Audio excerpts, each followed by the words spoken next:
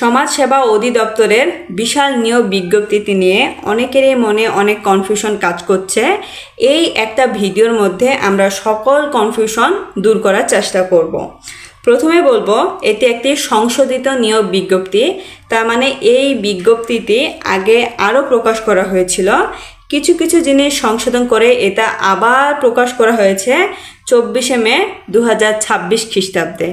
এখানে সব থেকে বেশি যে প্রশ্নটা সবার মনে আসতেছে সেটা হচ্ছে, যারা পূর্বে আবেদন করেছেন তারা আবার আবেদন করতে পারবেন কিনা। পূর্বে আবেদন করা কোনো প্রার্থীকে পুনরায় আবেদন করতে হবে না। আপনার পূর্বের যে আবেদনটি সেটাই বহাল থাকবে, তবে নতুন করে কেবল সে প্রার্থীতে আবেদন করতে হবে যারা পূর্বে আবেদন করেনি। এখানে মোট শূন্যপদ হচ্ছে 1485টি, যার মধ্যে ইউনিয়ন সমাজকর্মী হিসেবে 312টি পদ এবং অফিস সহায়কদের জন্য 478টি পদ রয়েছে। সব থেকে আনন্দের বিষয় হচ্ছে বাংলাদেশের সকল জেলা থেকে নারী পুরুষ উভয় এখানে আবেদন করতে পারবে এবং চাকরি হওয়ার পরে তারা নিজ নিজ জেলাতেই চাকরি করতে পারবে। এবার আসি আবেদনের শুরু। আবেদন শুরু হবে জুন মাসের 2 তারিখ থেকে এবং শেষ হবে 23 তারিখে। অনেকের মনে হয় প্রশ্ন আসতে পারে আবেদন করব কিভাবে।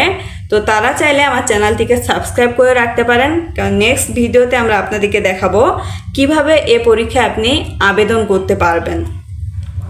আবেদন ফি হচ্ছে 1 থেকে 37 নং পদের জন্য 112 টাকা এবং 38 থেকে 52 নং পদের জন্য 56 টাকা।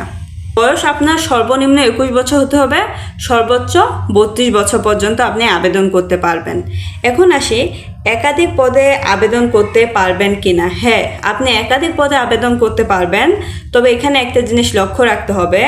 আপনি যদি একাধিক পদে আবেদন করেন সেক্ষেত্রে প্রতিটি পদ অনুযায়ী বারবার কিন্তু এই ফিটা আপনাকে প্রদান করতে হবে এবং পরীক্ষাগুলো একই সময়ে হতে পারে।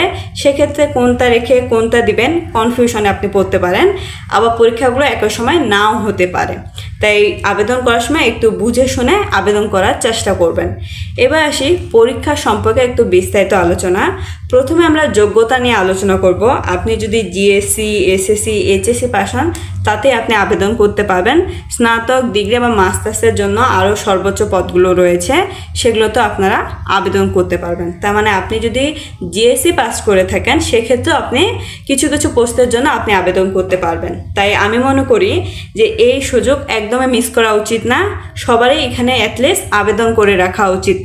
আসি পরীক্ষার মানবন্টন নিয়ে। এখানে 70 থেকে 80 নম্বরের এমসিকিউ পরীক্ষা হতে পারে, তবে অনেক সময় দেখা যায় সংক্ষিপ্ত প্রশ্ন আসতে পারে। আর ভাইবার জন্য এখানে 30 নম্বরের ভাইবা হবে। এখন কি কি সাবজেক্ট আসবে? বাংলা, ইংরেজি, গণিত এবং সাধারণ জ্ঞান বিষয়ের উপরে পরীক্ষা হবে। খুব একটা বেশি আমরা পরীক্ষার সময় পাবো না, এখন থেকে প্রিপারেশন নেওয়া শুরু করেন এবং আমার সাথে যদি প্রিপারেশন নিতে চান সেক্ষেত্রে আপনারা আমার চ্যানেলটিকে সাবস্ক্রাইব করুন অথবা আমার ফেসবুক পেজটিকে ফলো দিয়ে আমার পাশে থাকুন। ধন্যবাদ।